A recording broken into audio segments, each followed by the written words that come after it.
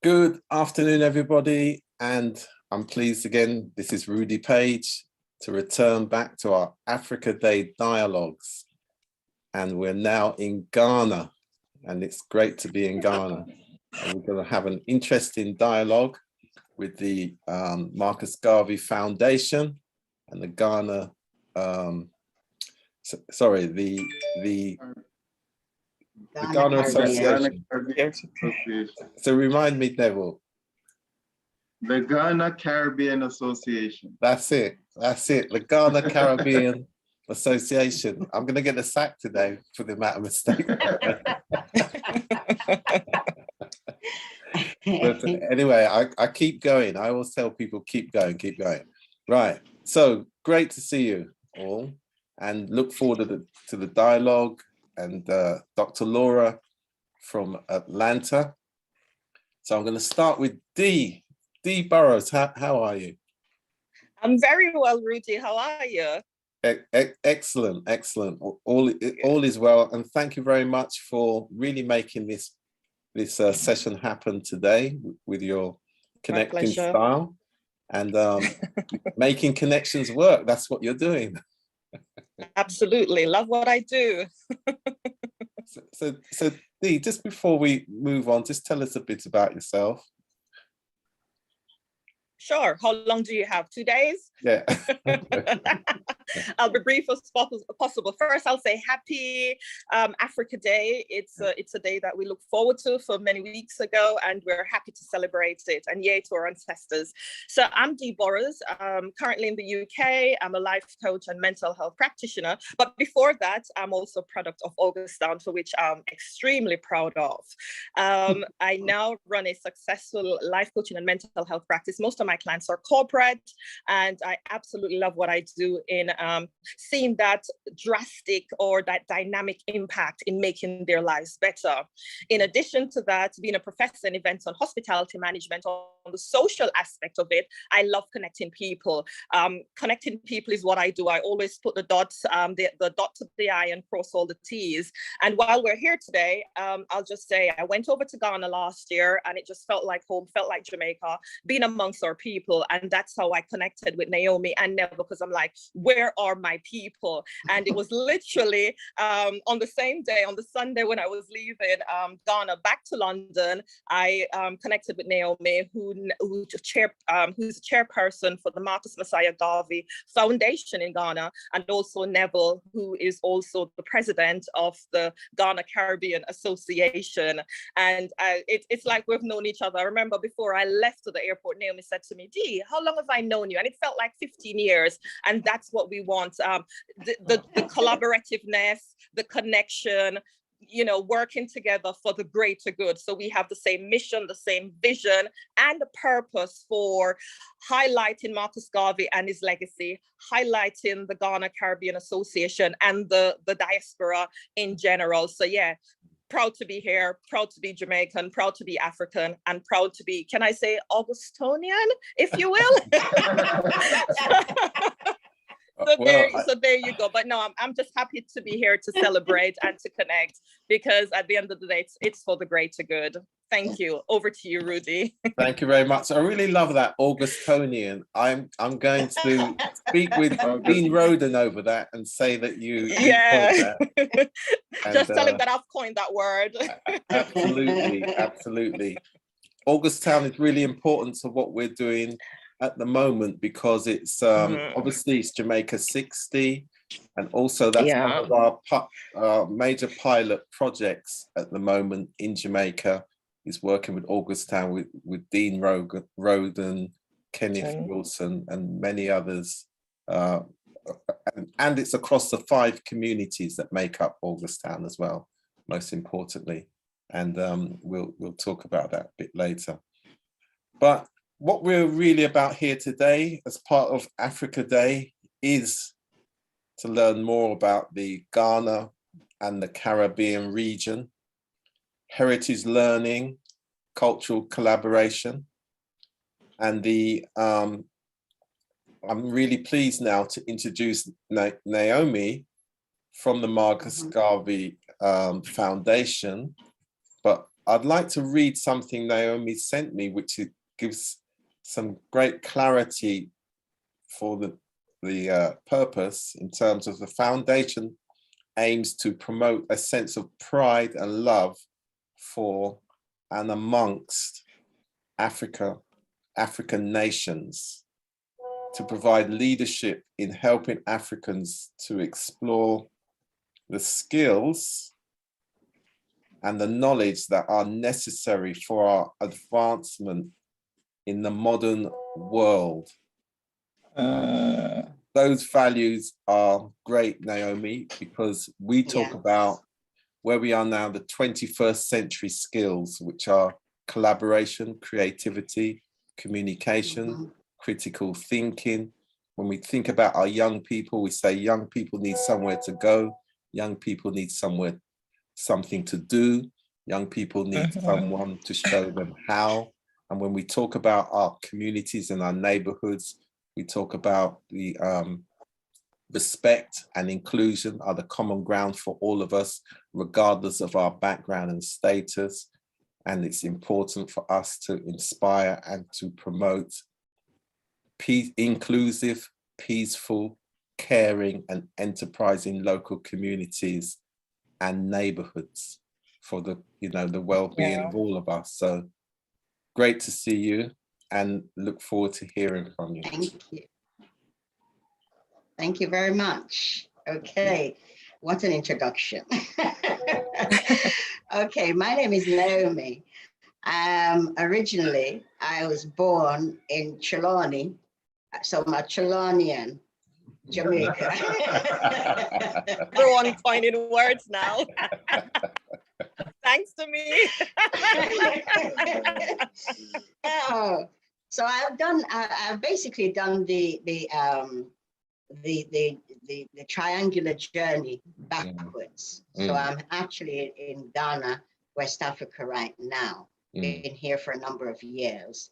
And my background, basically, I started in UK as a trainer, but that's my qualifications and my career as a trainer. Now I'm retired happily, but I don't think people want me to retire. So it's as though I'm more busy than when I was working. Except this type of work I don't get paid for, but it's absolutely wonderful. Yes. So having said that, we came to Ghana and we realized we are Garveyites. You know, this is one of the reasons why we are here in Ghana, because Garvey said that, look, you need to look to Africa for your growth, for your development, because it's not going to happen in Europe and it's not going to happen in the Americans. So look to Africa. And we focused on that from teenager. And then, you know, eventually decide that this is time for us to go. And we are now here. One of the things that we found when we came here was that very few people, particularly young people, knew anything about Marcus Garvey. That was really quite surprising. Even you talk to the elders and talk to the educated, and you ask them, the black star in the flag of Ghana, do you know where the inspiration come from? Yeah. And they don't know. They don't know. So we thought, wow, this is absolutely amazing. We cannot, go without ensuring that we make as many people know in Ghana, in Africa, who Marcus Garvey is. Because Kwame Nkrumah stated clearly that he was influenced by Marcus Garvey, and we are here talking about technology, we're here talking about advancement, we're talking about 21st century. Marcus Garvey foresaw that a long time ago. And he said that is the only way we will make advancement if we take control of our lives and basically ensuring that our people capture or master technology and are educated. Yes. So that is basically the premise of where we started with looking at the Marcus Garvey Foundation. So it's the MMG Foundation, it's Marcus Messiah Garvey Foundation. Now, we basically want to construct a Marcus Garvey Memorial Center here in Ghana to be a hub, a training academic hub in West Africa for Marcus Garvey. You know, so we can basically have a big, you know, statue of Marcus Garvey outside that the young child will come and look at it and says, oh, Mom, who is that? Or Dad, who is that? So Marcus Garvey will never be forgotten. So we realize that at this stage, we are the last generation who basically see Marcus Garvey as the inspirator. Because the generation after us and the generation, you know, my children, grandchildren, and great-grandchildren will not be focusing on Marcus Garvey. So we have to leave something behind to make sure that Marcus Garvey is never forgotten, because he's the one that made us, that inspired us to be here in Africa, inspired a lot of our people who are currently, I mean, people are coming in droves right now. And it's not because of the crisis of the pandemic or whatever, but at the end of the day, we are destined to come home, and we have to come home.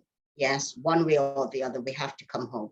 And Marcus Garvey was the one who basically started the Back to Africa. We need to, diasporans need to look to Africa for our redemption, for our development, okay?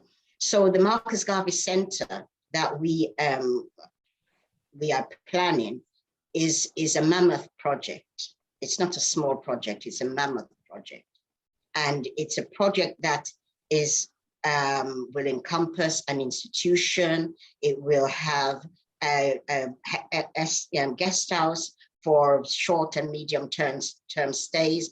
It will have complex for training. It will have complex for restaurants and businesses, etc. So basically you have everything under one umbrella. And all of those will also use as occupational training. So a restaurant will have youths to basically give training in hospitality, in customer service. The same applies to hotels. We'll have an arena that we will look at doing all the major exhibition, major sporting contests, etc., that will be done in the arena. That we're talking about a 12,000 seat, 12,000 seat arena. Okay, so it's a massive project, you know. But Marcus Garvey also said, if you're thinking, you need to think big. Yes, so we are thinking big, and we need a lot of help for thinking big. Yes, because we're starting from ground level. We are starting from ground level. So therefore, we need support. And it will happen if our people basically make it happen. Yeah. It will happen, okay? So the things we are actually doing right now, we are putting some training programs together for our young people. Yes, and the training that we're looking at right now is electrician, electric, solar installation and maintenance, and also indigenous art and crafts. So we're looking at putting those programs together right now, and we want to be starting, say, within the next couple of months. We've got the tutors in place.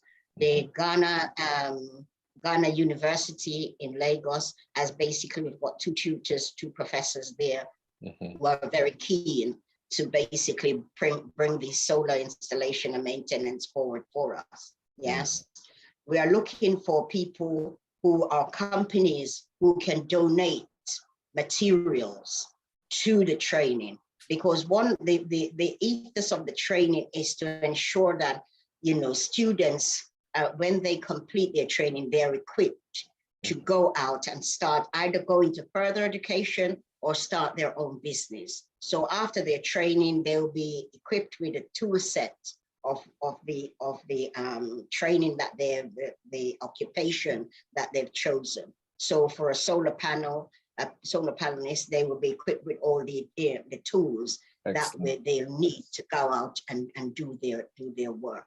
So those are, because basically no point in training and they go home and sit down. They need to be able to follow through. Yeah. And if they can only follow through if they've got the tools to follow through. So we're giving them the training tools, and we're giving them the physical tools for them to follow through. Yes. Excellent. So that is basically, so we're doing those training right now. The program is together. We are, the tutors are ready. They formulated the actual program and the curriculum. So that is ready. What we're looking for now is funding. Yes. So we're also sort of looking at ensuring that each student will get a bursary, a weekly bursary, so that they encourage them to basically come. But then it won't be a case of giving them and they don't turn up. There will also be monitoring and all of that to make sure that they succeed and benefit from what we have, what we're offering. Okay. So that is where we're at the moment. We also have an annual program on the 17th of August that we have in Ghana. Last year, we had a presentation from Dr. Julius Garvey, who sent us, because that was last year was a virtual event. So Dr. Julius Garvey sent us a recording which we played at our event last year. So that, and we had, it was so good because the virtual element of it incorporated South Africa, Barbados, Trinidad and Tobago, UK, Ghana. So we had performance from various artists from those areas. So it was really, really excellent. So the Marcus Garvey name is going far and which is what we really want. We also have a campaign. We launched a campaign last year for the Friends of Garvey. So if you go to our website, www.themmgf.org, you will see the Friends of Garvey application where you can register to be a friend of Garvey. Yes.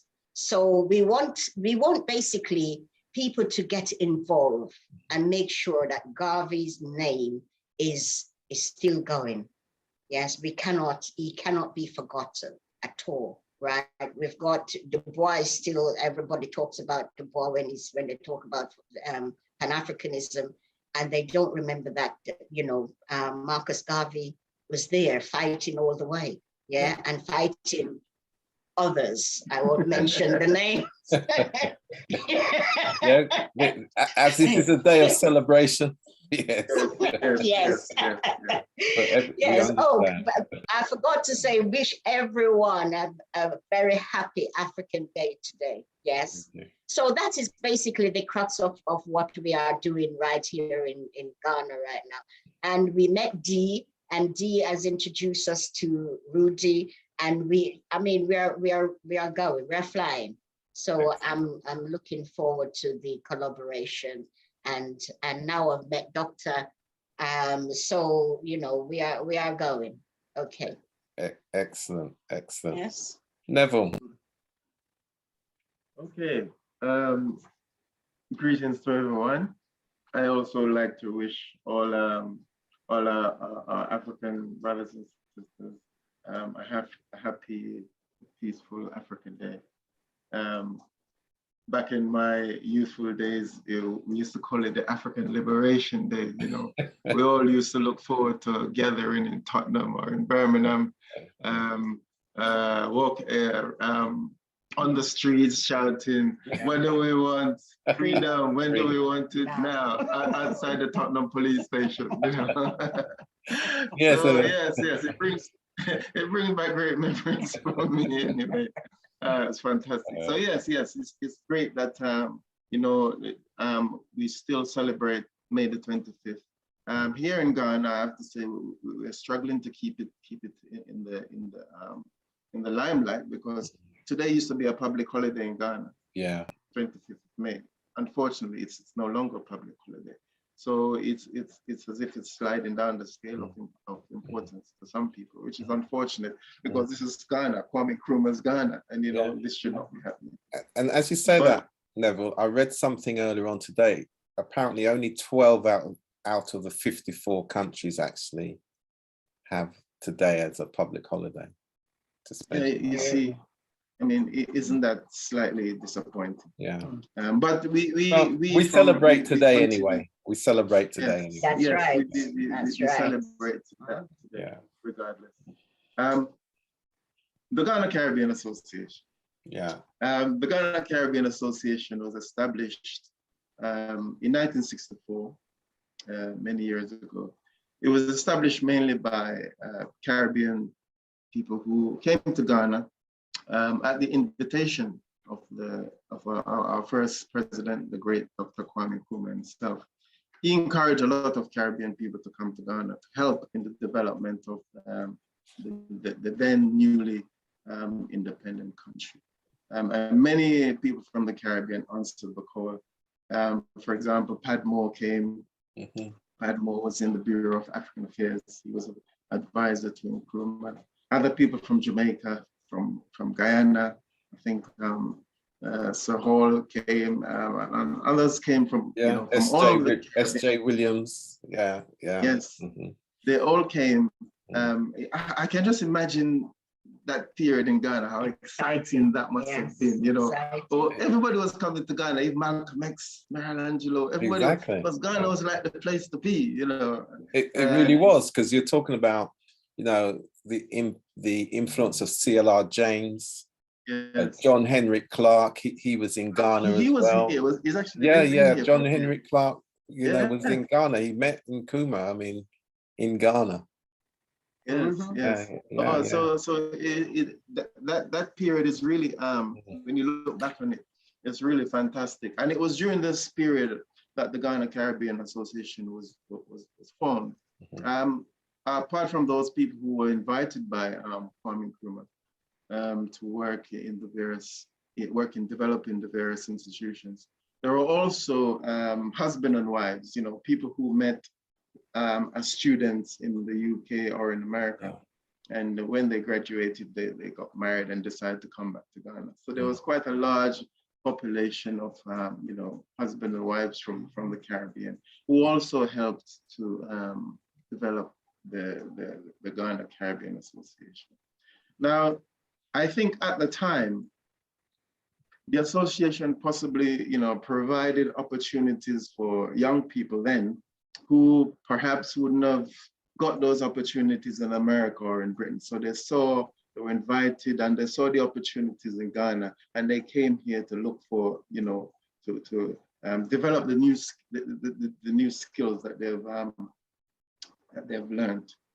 And in a lot of sense, I think the clock has gone full circle, because what we're having now, a lot of young people are now coming to Ghana, also looking for opportunities to see what they can do in Ghana. I mean, they're not coming in to get big government jobs. They no longer exist for us. But they're coming to entrepreneurs. They're coming to see what businesses that they can establish and how they can fit themselves within the society. So, which is very positive for me, because I think about 5 or 10 years ago, we were getting quite concerned because the people that were coming to Ghana were people from my age group, the older people, and they're all older, retired people. And we're thinking, where are the young people, because if there are no young people, who's going to carry on the work that you're currently doing? So you're thinking, well, if there's no young people to carry it on, then when I'm gone, then the whole thing will just collapse. So I'm personally very, very happy that to see so many young people coming in is, it's really fantastic. So because of the new influx of people, we, of course, the association will have to evolve to accommodate the new influx of people. Because as I say, these are not people who are married to Ghanaians mostly. These are not people who are employed by government. You know, it's like people have come and they're on their own. Yeah. They don't have any support systems, you know, around, so they're on their own. So really the association needs to evolve itself so that it can provide support to these people who need advice as to how to go about dealing with immigration, setting up business,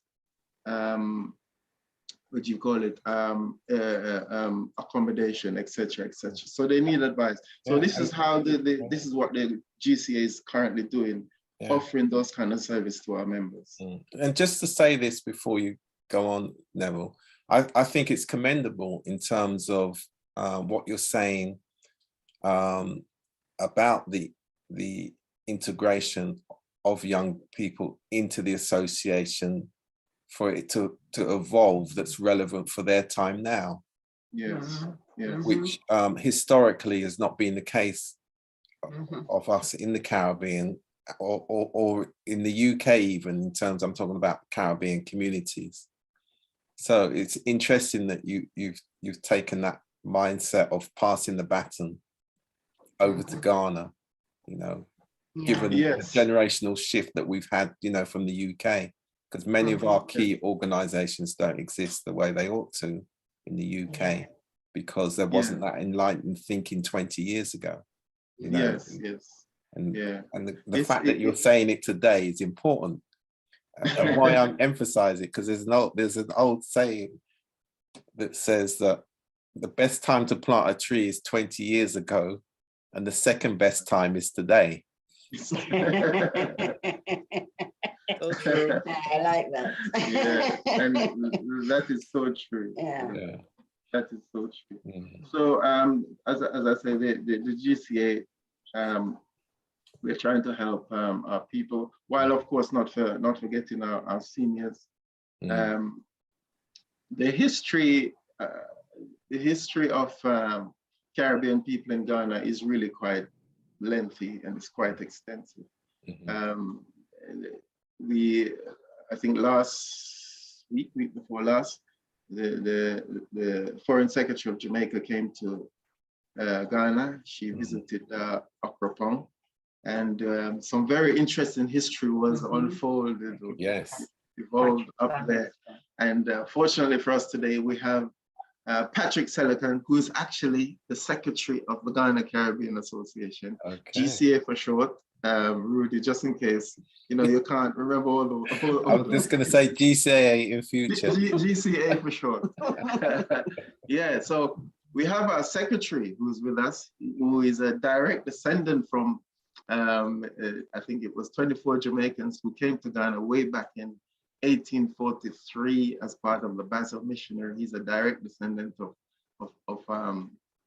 those ancestors who came. So I think at this point, I'd like to hand over to him to hear a few words from our secretary, the GCA secretary, Patrick Selican. Go on, Patrick. Thank you very much, Neville, and thank you for Rudi. Thank you, Rudi, for having us. Happy African Union Day, everybody. Thank you. Viewers watching us from wherever in the world. So yes, I am a 6th generation descendant of Joseph Miller, a Jamaican who came with other Jamaican missionaries recruited by the Basel Mission with one man from Antigua to augment the efforts of Basel missionary activities to convert Christians into Basel mission principles in Akropong. So on April 17, 1843, a ship named the Joseph Anderson docked at Christiansborg. Now, Christiansborg was the seat of government of the Danish colonial masters at the time. That was in the 19th century, before they sold over to the Committee of Merchants, who eventually became the leaders of the Gold Coast. So that became the British Gold Coast. So this ship, this vessel called the Joseph Anderson, docked at this Christiansborg place in 1843 with these Jamaicans, the Antiguan and a Liberian who had been recruited by the Basel missionaries to support their work on the Gold Coast. The antecedents is a bit checkered, but I would attempt to trace it and give a very brief sketch of that. So before the arrival of the Jamaicans, the missionaries, the Basel missionaries, European missionaries, had 4 attempts at establishing the Basel mission on the Gold Coast. The first attempt was somewhere in 1828 on the invitation of the Danish governor on the Danish Gold Coast at the time. And after that, there were subsequent efforts. Now, these European missionaries couldn't withstand climatic conditions, and they succumbed to diseases or infections that were localized in Ekropong.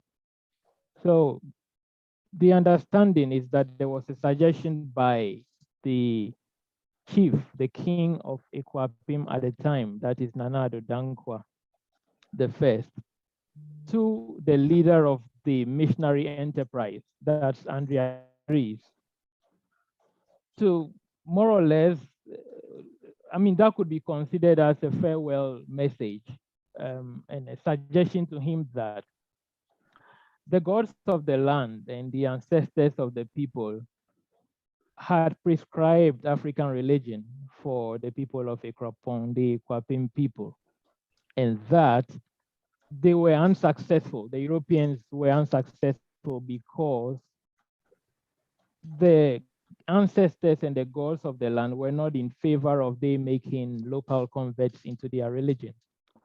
And so if the Europeans, that's Andreas Rees and his team and the Basel mission as a whole, could demonstrate to the local people that the gods and the ancestors of the local people, I mean, if Andreas Rees and his team could demonstrate to the gods, the people, the chief, and the ancestors that there were Black people who subscribed to this religion and could read the book, Bible, that was to be introduced to them, they would somehow be satisfied and would welcome them with open hands of a sort. So this was more like a challenge thrown to Andreas Rees.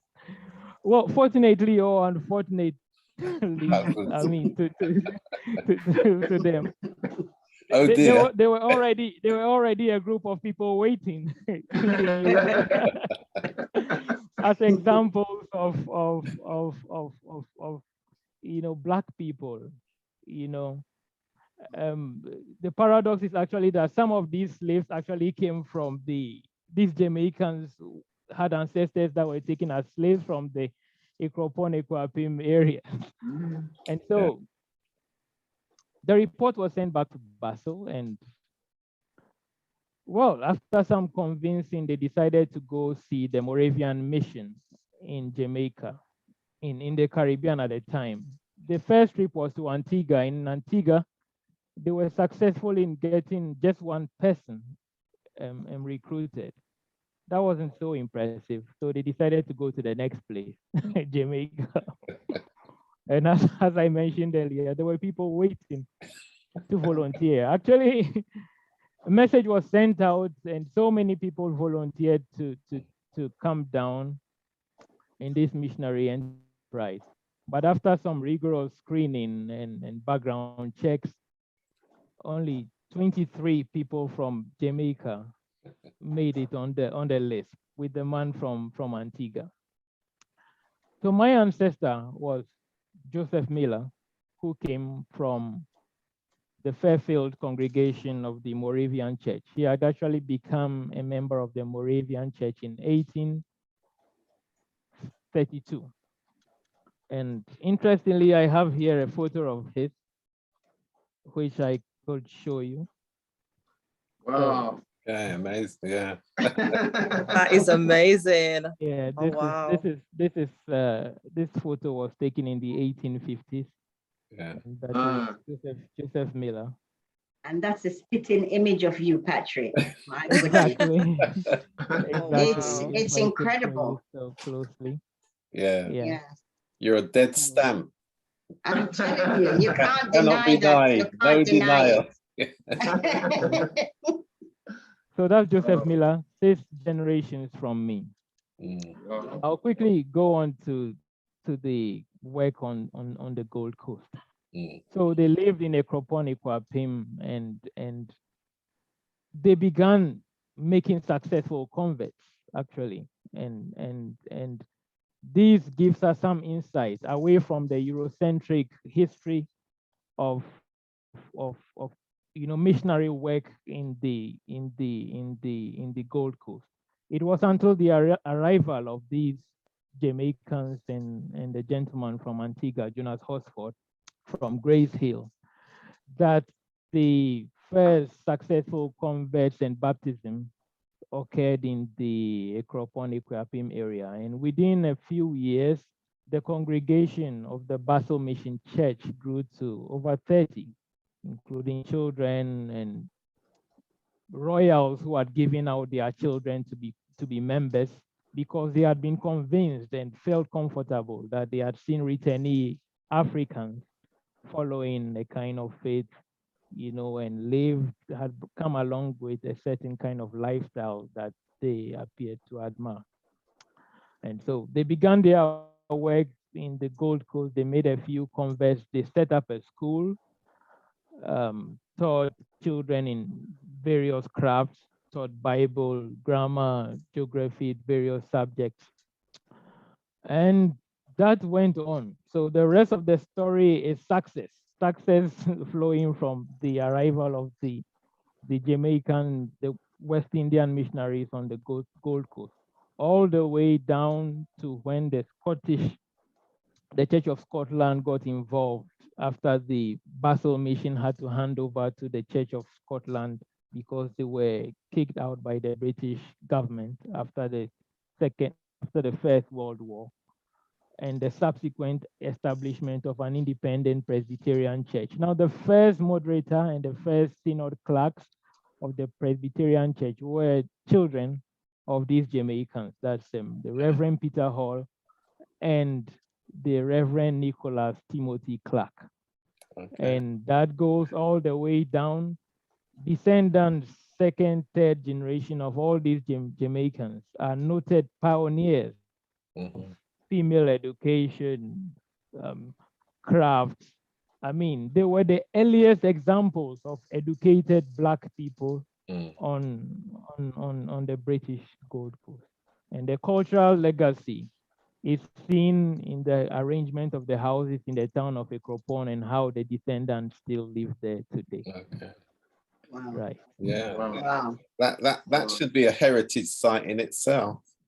That's right. I was thinking that. Yeah. I was just thinking that. Yeah, no, and great story. The contributions of those early Caribbean people who came wasn't only spiritual or religious, if you want to put it that way.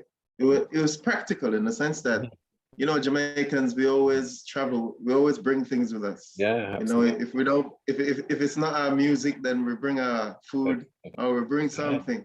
And the missionaries who came, they brought more or less a lot of the whole of Jamaica with them. Yeah.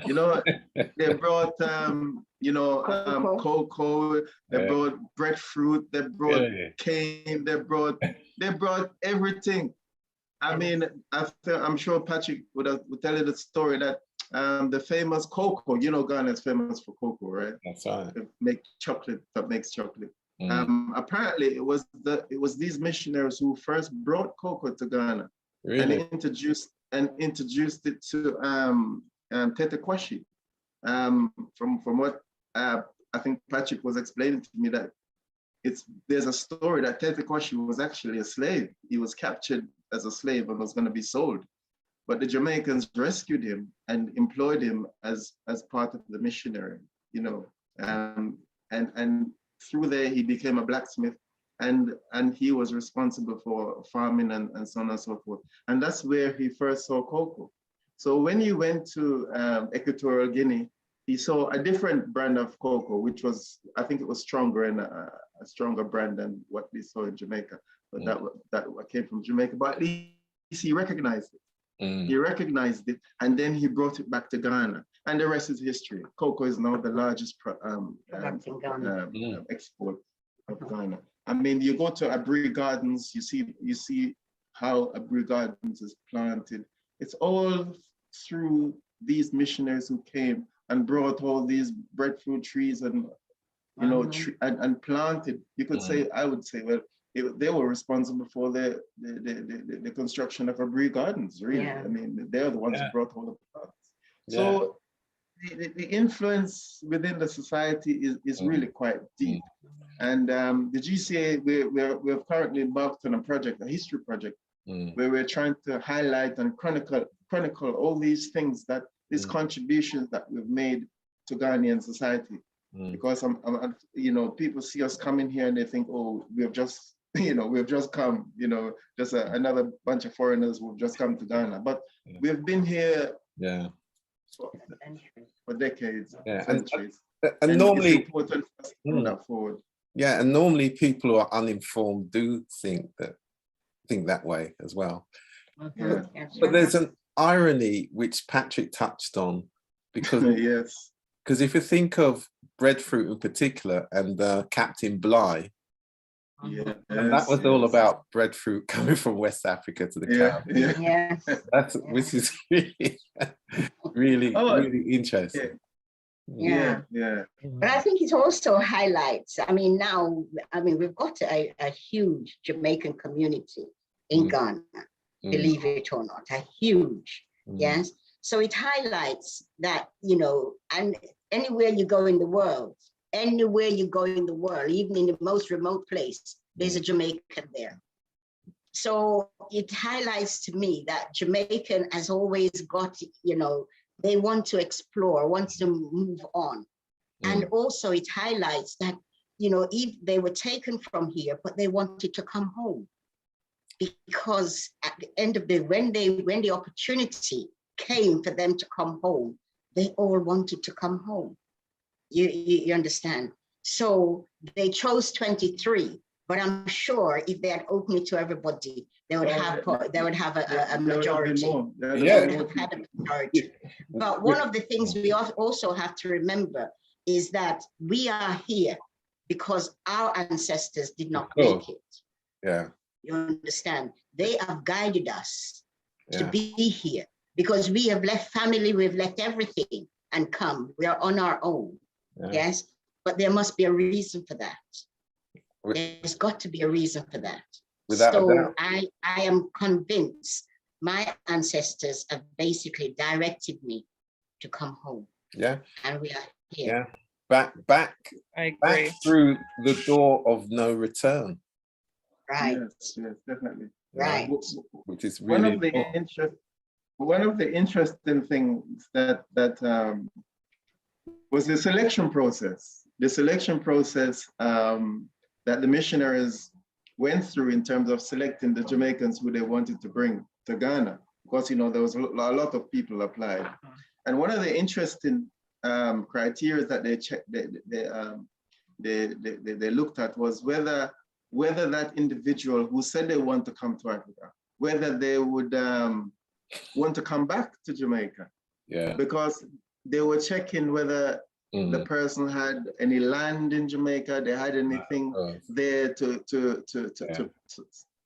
that they would come back. Exactly. And I'm thinking, well, that sounds very familiar, isn't it? I mean, when you go to the embassies, to get visas to various countries, that's one of the first things they do. They check to see if you have you own a house or you have any interest, so that you're gonna come back. What ties you have that will make you return to Jamaica. Exactly. The pattern is amazing. So go on, Patrick. But Yeah. Oh, sorry. Go ahead, Okay, Patrick. Then yeah. I'll piggyback on something there. Right. Yeah. So to add to what Neville just mentioned, so what I mean, that kind of assessment and requirement to prove what kind of ties you have. Much beyond that, on top of proving the kind of ties you have, proving actually that you know what you were not just coming to Africa for the excitement of coming to Africa, or you were not just coming To get you out of know with Jamaica. the aim to run away from your problems, but your willingness, right, to leave some kind of property behind, you know, to join this missionary enterprise Mhm. was more or less taken to be a proof, Yes. you know, of Yeah. your Yeah. commitment to Yeah. missionary Yes. Yeah. enterprise specifically. Yeah. So, yeah. Mhm. And there was something I forgot to mention. Another cultural legacy is that they gave the people of Ekropon and wider Ghanaians a staple. That's cocoyam. We're in Coco. Yeah. One cocoa full basket. Exactly. Exactly. It's amazing, isn't it? Yes. It continues It through the is how it's generation. linked. It continues. That cocoa is where we get the contumely, right? The cocoa leaf. Yeah. The cocoa Yeah. leaf is what they take to in Ghana. That's what they use to make contumely. In Jamaica, we have kalalu. Yeah. But over here, And spinach. and they eat the cocoa leaf, contumely. They cook it more or less the same as we cook kalalu Spinach. in And it is Jamaica. so delicious. So Imagine, so when we go to Jamaica, we must tell the people them to start eat cocoa leaves. That's for sure. I will tell them. so Dee, you wanted to say something, then I'll come back to you, Patrick, then we'll go to Laura. I did, but Patrick preempted. I was about to Okay. say those that they took over the Murray, you know, to on the missionary work, if you will, they were creme de la creme. And as a result of them going over, that's how we have the rich history now, the rich culture of the link.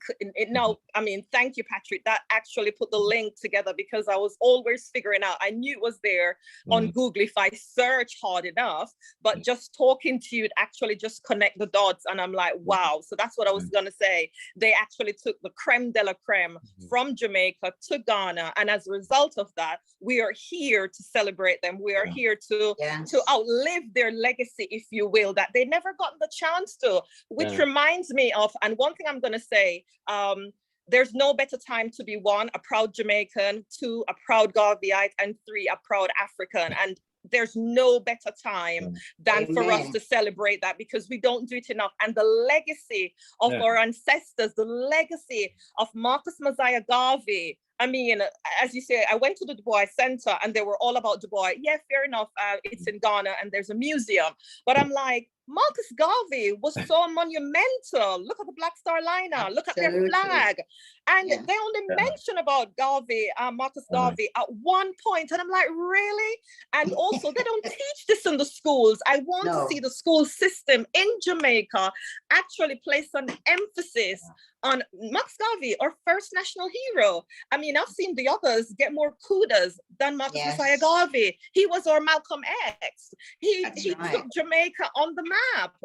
So before our music, before our culture, it was Marcus Garvey. I never learned. Of course, but you know, there's a reality of a historical context, which we're not going to go into on this particular occasion. but just to mention it. So we know that, and that's why it's still about progression. Yes. And we wouldn't be speaking about it now if there wasn't a legacy 135 years later after Marcus Garvey's. And it will continue. Will always continue. Each generation will embrace. Right, Patrick. There's one last thing before I come to Laura to give us her perspective. Where was Queen Nani of the Maroons born? Now, because you're starting to appear to be like a griot to me, and one of the first things I did when I went to Jamaica 30 years ago, I went to a Kompong town, and sat and listened to the colonel of the time giving the oral history going right back to when the Spanish were in Jamaica before the British arrived in 1655. So tell us a bit about that story that we've been told. Right. So yeah, so I would definitely have to quote the royals of Equiapim, who made this. I mean, they tried to summarize the story as made it as brief as they could. That Queen Nani was originally called Sechi Abia, born in Equiapim and captured as a slave and sent to Jamaica. This is the narrative. This is the part of the history that the royals of Equiapim. I'm not speaking on their behalf though, but Yeah. I am just making it referring to a statement they have made. And this Treading carefully, yeah. Exactly. And it reflects it reflects the knowledge of the Equiapim people on this subject. That yes, Queen Nani was Sechabia, born in Equiapim, was a royal here before captured as a slave and sent to Ekropon. Royals were not sold into slavery generally unless in punishment for something, but that was quite rare. Incidents of royals sold into slavery were quite rare. So it was a forced capture of Sechabia across the Atlantic to Jamaica. And she had come to Jamaica apparently with the royal blood, the fighting spirit, leadership. So she continued then put together her army, her organizational skills, traditional military, African military tactics and knowledge and upbringing that she had received. Apparently, as a royal child, she would have observed those trainings and such discussions among senior Equiapim military leaders in the King's Court. So she likely transferred that to all the roles she played in Jamaica. Yeah, thank you for that. And I'll just add that she was based in the Leeward Island, the Leeward side of Jamaica, where St. Mary just happens to be. I'm just mentioning it.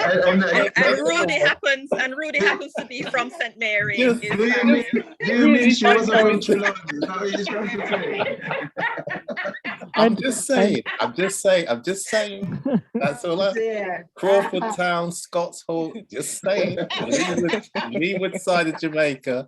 That's where St. Mary is. That's all I'm saying. This is another conversation, Rudi. Because I've claimed her a long time ago.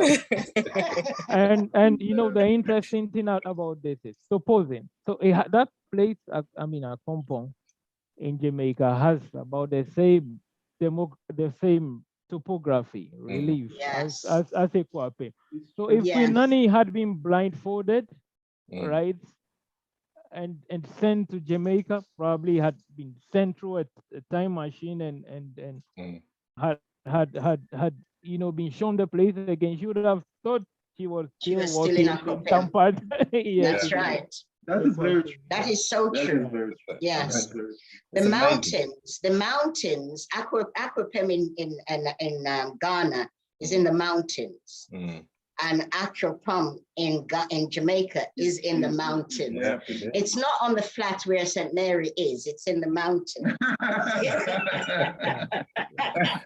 St. Mary definitely is not flat. In the mountains of Trelawney. and because of the mountain, because of the situation in Acropom in the mountains, that was why he was able to strategically plan and defeated the British. Yes, because there was one way in and one way out in the mountains, and they knew that. Yes, so that was how she was able to strategically plan with her brothers and how to defeat the British. But most definitely, I agree with Patrick on that. The actual demographics of Achiampong in Jamaica and Aquapem in Ghana is so similar. Mm. We were there last week, and driving up there, we could say, oh, I'm in St. Anne's, Yeah. I'm in Clarendon, Yeah. I'm in Trelawney. It was just a fantastic feel. And then one of the ancestors from the slaves that came back, or the enslaved that came back, he just held on to my hand. He wouldn't let me go. And I think I looked at him and I thought, you look so much like my relations in Jamaica. Yeah. And I swear, if I do the research, I will find some link there. It was just incredible. As soon as he saw me, he just held on to my hand, and he wouldn't let my hand go until the whole thing was finished. Yeah. It was amazing. It was just an amazing experience. So Patrick, was there something you wanted to say? Did you have your hand up? Okay. Yeah. Let's go over to Laura, as we're running down to the end of the show. So Laura, you can have your perspective coming from Clarendon, of course. Well, I'm trying to be so politically correct. So, it's challenging because there's a little river fall that falls down from a little mountain in Ocherius, and that's where my mom is from, but my dad is from Clarendon as well. And so I want to say that Nani, the spirit of Nani is in that warrior mindset is in all of us in a way, because we are here forging for what I think is the future. Patrick, would you hold up that picture one more time again, please?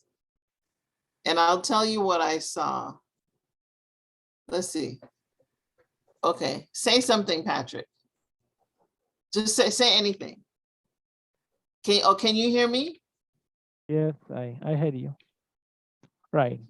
I think I would have said what Joseph Miller would have said, and how he would have sounded.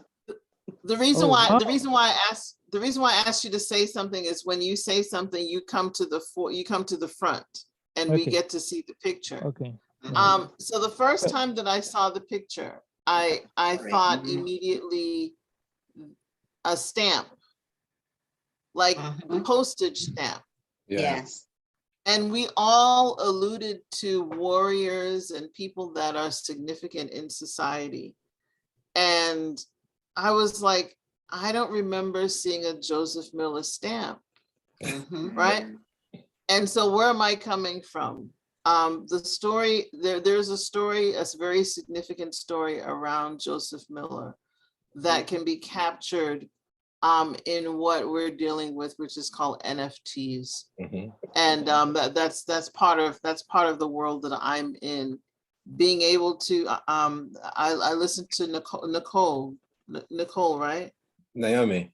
Why am I saying Nicole? Naomi. I listened to Naomi, and she talked about, this being a retirement situation and not being paid and that sort of thing. And I was just wondering, I says, there's such a rich heritage, there's a rich story with Joseph Miller and with Marcus Garvey, and being able to carry the pictures, because the picture is one thing, it's the story that gets to be carried into the next sphere, into the next generation. And we do that in technology today through the Web3 environment, the Web3 HTTPS is eventually moving away, and we're going more into metaverse mindsets. And so with metaverse, there is this and the NFT. And so these pictures, they have a story. And so I was saying, it'd be a wonderful challenge between now and say next year, we have those NFTs that are non-fungible tokens. That's what they stand for. It's a token.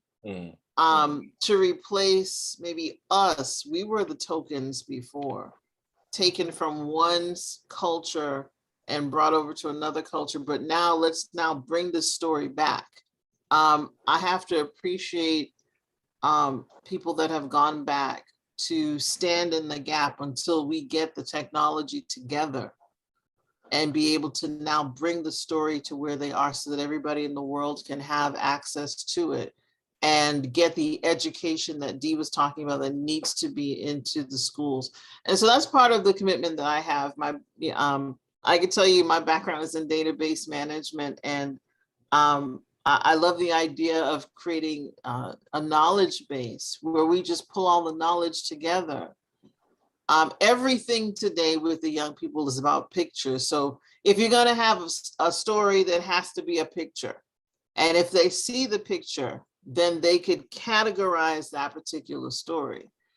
I need to see Joseph Miller more. Mhm. I'm convinced.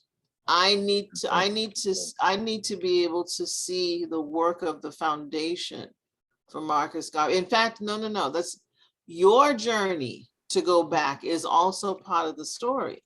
That's right.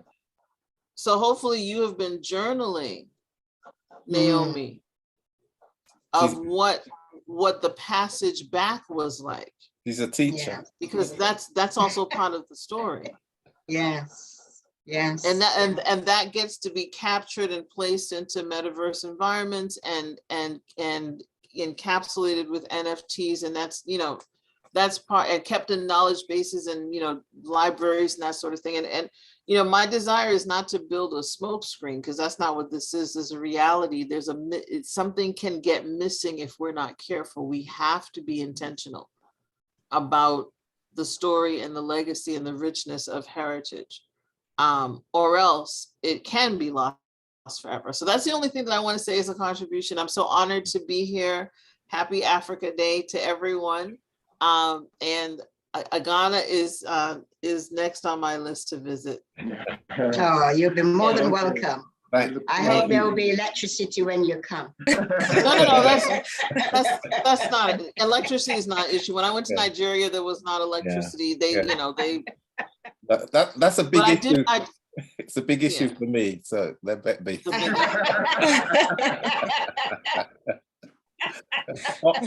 was a big issue for me too. When I first came here, it was just a nightmare. And what used to happen? The electric used to go out around about 6 o'clock, 7 o'clock in the evening. Yes. Wow. And then I'm thinking, you go to the light switch, and you switch, and nothing happened, nothing comes on. And then your mood changed. I realized my moods were changing when I couldn't get electricity in the evening time. So that's why we reverted to solar. So at least we can get some electricity when that's why we are still here, because there's no electricity right now, but we are running on solar. Yes. Okay. So when I went to Nigeria, it would go off because the government needed it probably more than the citizens, and so as always.